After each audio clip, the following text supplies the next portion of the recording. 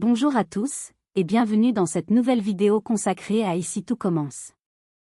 Aujourd'hui, nous plongeons au cœur de l'épisode 1361, un épisode dense, lourd, étouffant, où chaque silence pèse autant qu'un aveu, et où chaque décision menace de laisser une trace irréversible. Un épisode où l'Institut ne se contente plus d'être un lieu d'apprentissage, mais devient le théâtre d'un affrontement brutal entre valeurs humaines, stratégies institutionnelles et rapports de force impitoyables. Dès les premières images, une atmosphère étrange s'installe. Tout semble suspendu, comme si le temps retenait son souffle. Loin de l'agitation de l'Institut, au cœur d'un lieu isolé, une rencontre a lieu. Une rencontre chargée de non-dits, de culpabilité, de sentiments naissants et de questions auxquelles personne n'est vraiment prêt à répondre. Car dans cet épisode, aimer n'est plus une évidence. Aimer devient un risque. Une faille. Un danger. Pendant que certains tentent de mettre des mots sur ce qu'ils ressentent, la machine institutionnelle, elle, ne s'arrête jamais. À l'Institut, la pression monte, inexorable. Un message. Un simple SMS. Et tout bascule. Derrière des portes fermées, les rapports de pouvoir se redessinent, les alliances vacillent, et l'ombre d'une sanction lourde plane sur ceux qui se retrouvent pris dans la tourmente. Au centre de cet épisode, une figure se détache peu à peu, Anaïs. Isolée. Épuisée. Acculée. Propulsée dans une position où chaque choix est une perte, où chaque décision implique un sacrifice. Elle n'est plus seulement chef. Elle devient le point de bascule entre deux mondes, celui de la justice morale, et celui de la survie de l'Institut. Et plus elle tente de gagner du temps, plus le temps lui échappe. Car l'hésitation a un prix. Et ce prix, d'autres sont prêts à le payer à sa place ou à le lui faire payer. Des mots sont publiés. Des accusations deviennent publiques. Des malentendus se transforment en blessures profondes. En quelques instants, la confiance se fissure, la trahison semble actée, et ceux qui pensaient être protégés comprennent qu'ils sont désormais exposés aux yeux de tous. L'Institut, censé être un refuge, devient un tribunal à ciel ouvert. Pendant ce temps, en parallèle, d'autres trajectoires se dessinent. Des relations se construisent avec minutie, presque avec obsession. Des sentiments se révèlent à travers des détails, des gestes discrets, des attentions invisibles aux yeux du plus grand nombre. Et au milieu de ce chaos, une question persiste, qu'est-ce qu'aimer, quand tout autour menace de s'effondrer ? Mais l'épisode 1361 ne se contente pas d'explorer les émotions. Il franchit un cap, il entre dans le terrain glissant des menaces judiciaires, du chantage assumé, des ultimatums froids et calculés. Lorsqu'un marché est posé sur la table, clair, brutal, sans détour, l'équilibre déjà fragile vole en éclats. Il ne s'agit plus de pédagogie. Il ne s'agit plus de dialogue. Il s'agit de choisir qui sera sacrifié pour préserver l'image, l'argent, la structure. Et face à cette violence institutionnelle, un geste inattendu surgit.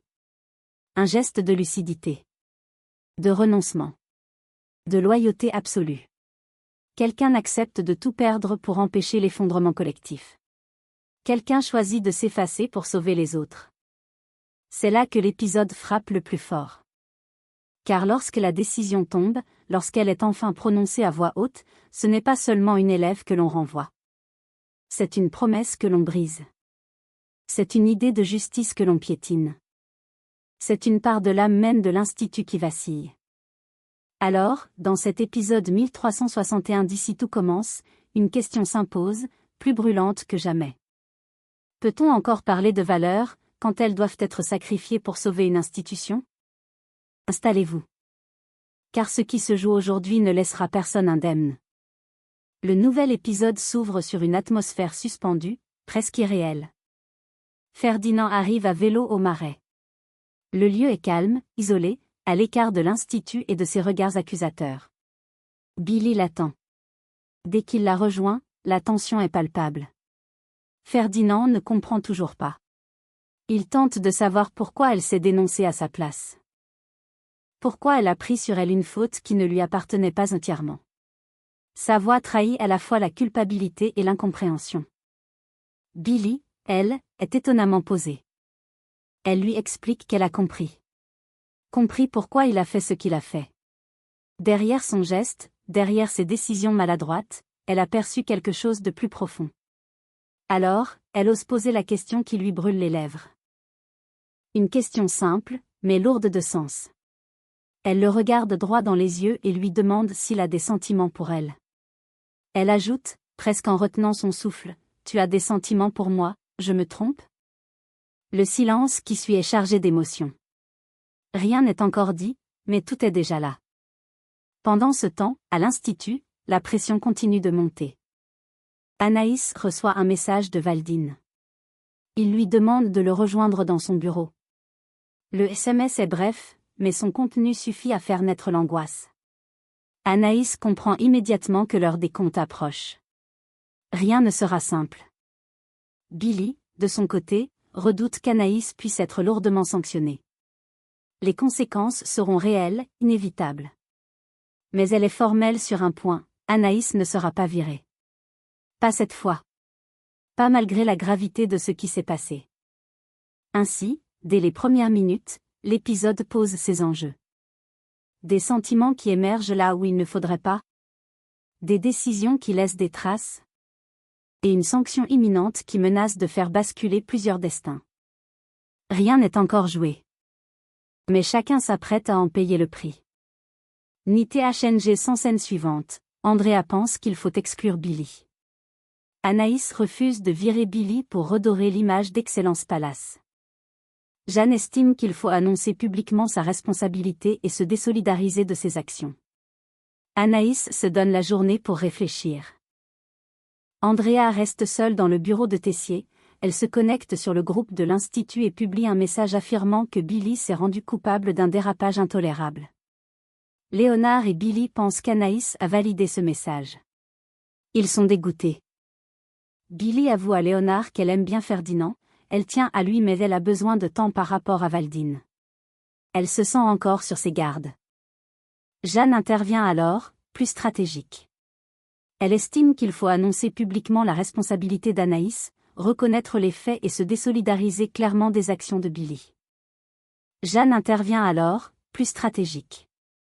Elle estime qu'il faut annoncer publiquement la responsabilité d'Anaïs, reconnaître les faits et se désolidariser clairement des actions de Billy.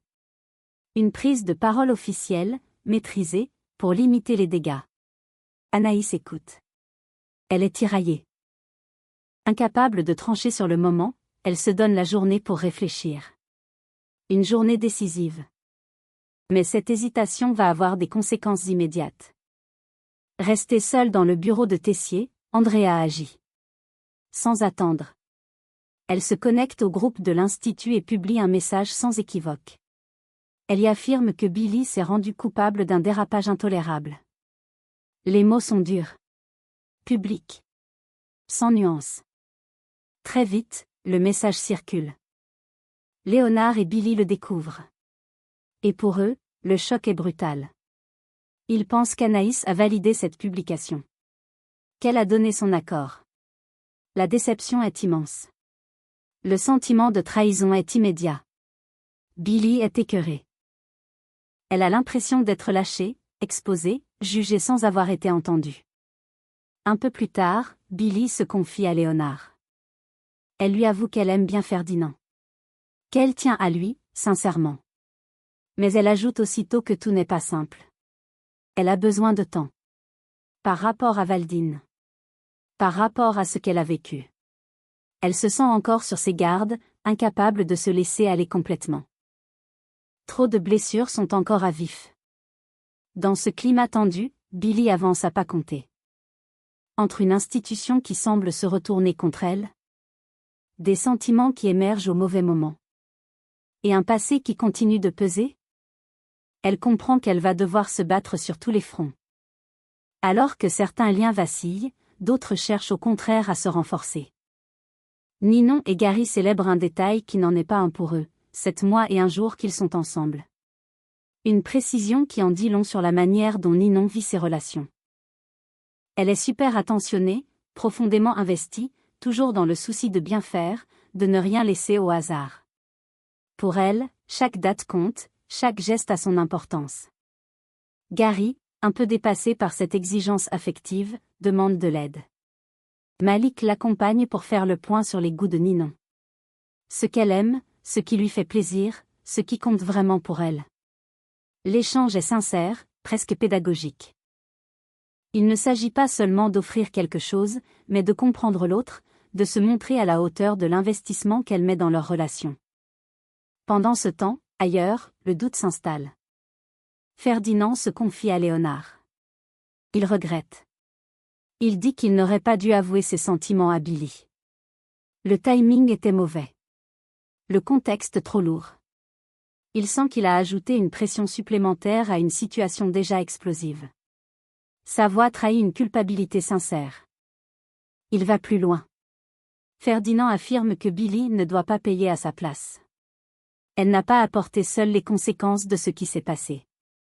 Il ne supporte pas l'idée qu'elle soit exposée, sanctionnée, fragilisée, pendant que lui reste en retrait. Cette injustice le ronge. Ainsi, pendant que certains apprennent à aimer avec attention et précision, d'autres apprennent que les sentiments, quand ils surgissent au mauvais moment, peuvent faire autant de dégâts que de bien. Et une fois encore, l'épisode tisse ses trajectoires parallèles, où l'amour se décline sous des formes très différentes. Mais où chaque choix laisse une trace. Alors que les émotions s'entrechoquent chez les élèves, une autre zone d'ombre se dessine du côté des enseignants. Clotilde vient voir Hector pour lui apporter son nouveau planning. Le document est clair, structuré, pensé pour l'après. Mais Hector ne se laisse pas convaincre. Il maintient sa position, sans détour. Il ne restera pas professeur après le retour d'Anouk. Clotilde tente d'argumenter, de comprendre, peut-être d'ouvrir une porte. Mais Hector coupe court. Il clôt le débat d'une phrase sans appel. Il n'en a pas envie. Pas d'explication supplémentaire. Pas de justification. Juste un refus net, presque abrupt. Ce ton tranche. Ce silence intrigue. Car derrière cette décision ferme, quelque chose semble se cacher. Une lassitude? Un choix personnel? Ou une raison plus profonde qu'il refuse de partager? Clotilde repart avec plus de questions que de réponses. Pendant ce temps, à l'Institut, la pression retombe sur les épaules des élèves. Ninon et Bianca sont en duo au cours d'Olivia. L'ambiance est studieuse, mais Ninon est complètement au bout de sa vie. Elle fouille son sac, retourne ses affaires, perd patience. Elle ne retrouve plus ses fiches techniques de cuisine. Déjà un problème en soi. Mais le malaise est plus grand encore.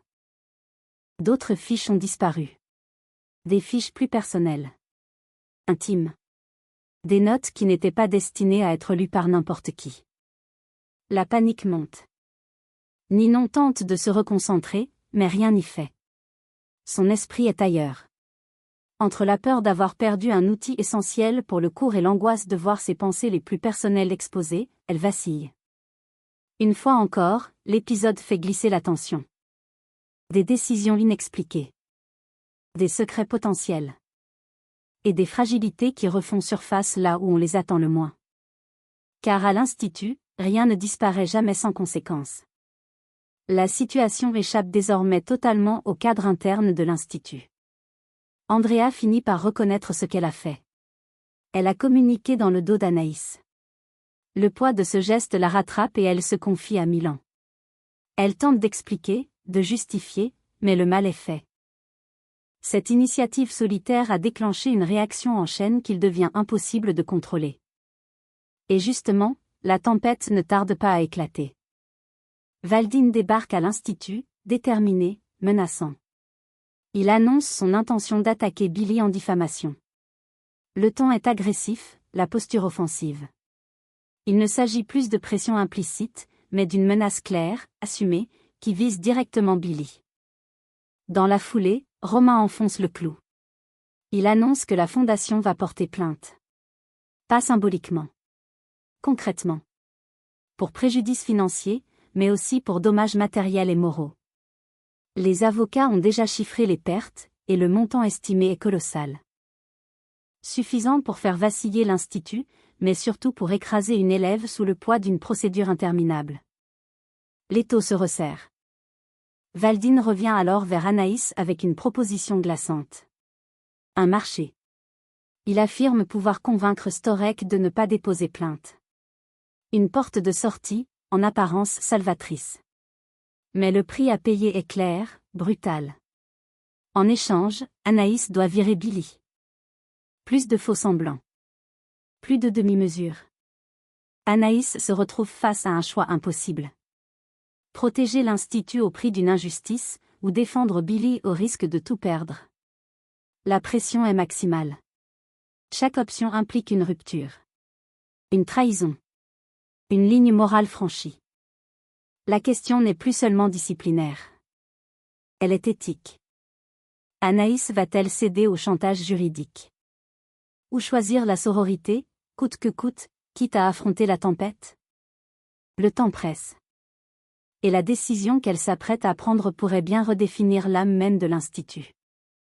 Alors que les décisions lourdes et les menaces judiciaires planent sur l'Institut, une scène plus intime vient rappeler que, loin des rapports de force, certaines vérités passent par l'attention portée à l'autre.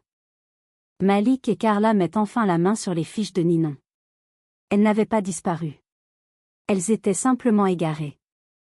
En les parcourant, ils comprennent immédiatement leur importance. Ce ne sont pas de simples notes techniques. Ninon y a consigné, avec une précision presque touchante, tout ce qu'aime Gary. Ses goûts, ses habitudes, ses préférences, les détails qui font sourire, ceux qui rassurent, ceux qui comptent vraiment. Malik décide de les montrer à Gary. La réaction est immédiate. Gary reste bouche bée. Il n'en revient pas. Il découvre noir sur blanc à quel point Ninon le connaît. Parfois même mieux que lui-même. Chaque ligne témoigne d'une attention sincère, d'un investissement profond, presque instinctif. Rien n'est laissé au hasard. Tout est pensé pour lui. Ce moment le bouleverse. Là où il doutait, là où il se sentait parfois dépassé par l'intensité de Ninon, il comprend enfin ce qui la motive. Ce n'est pas le contrôle. Ce n'est pas l'exigence. C'est l'amour, dans ce qu'il a de plus attentif, de plus engagé. Dans un épisode dominé par les ultimatums, les pressions et les choix impossibles, cette révélation agit comme un contrepoint précieux. Parfois, aimer, ce n'est pas faire de grandes déclarations. C'est connaître l'autre jusque dans ses détails les plus simples. Et les garder précieusement, comme un trésor. Le moment est venu. Celui qu'Anaïs redoutait depuis le début. Elle retrouve Clotilde et Rose pour tenter d'y voir clair, pour trouver ensemble la moins mauvaise décision face au chantage de Valdine. Le climat est lourd, presque étouffant. Les options sont posées sur la table, froidement. Aucune n'est juste. Aucune n'est acceptable. Il n'y a que des sacrifices à faire. Et Anaïs craque. Elle finit par leur avouer ce qu'elle gardait enfoui depuis sa prise de poste. Elle confesse qu'elle ne pensait pas que ce serait aussi difficile. Elle ne s'attendait pas à porter un tel poids. À devoir choisir entre des valeurs et la survie de l'Institut. À être confrontée à une responsabilité qui dépasse de loin les décisions pédagogiques. Sa voix tremble. Le doute l'envahit. Elle n'est plus seulement une chef. Elle est une femme seule face à une décision impossible. C'est à cet instant précis que Billy entre dans le bureau. Elle ne vient pas pour se défendre. Elle ne vient pas pour supplier. Elle annonce, avec une lucidité désarmante, qu'Anaïs doit accepter les conditions. Pour éviter le procès. Pour protéger l'Institut. Pour empêcher que tout s'effondre. Billy a compris. Elle a pesé le pour et le contre. Et elle choisit de s'effacer, même si cela signifie tout perdre. Anaïs n'y tient plus. Les larmes montent. Sa voix se brise. Elle regarde Billy, anéantie, et prononce la phrase qu'elle espérait ne jamais avoir à dire, elle va devoir la renvoyer. Pas par conviction. Pas par justice. Mais parce qu'elle n'a plus le choix. Le silence qui suit est insoutenable.